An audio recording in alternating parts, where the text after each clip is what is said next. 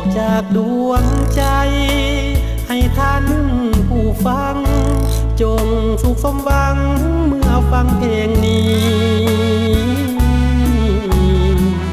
เสียงจากนักร้องคนเก่าเมื่อยามท่านเหงาสีวี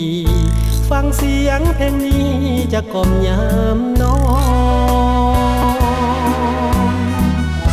นักร้องคนจนขาดคนเห็นใจอยากให้พี่น้องฮักพนมท้องนักร้องคนนี้ช่วยเสียช่วยเสริมเติมส่งให้ได้ดำรงชีวี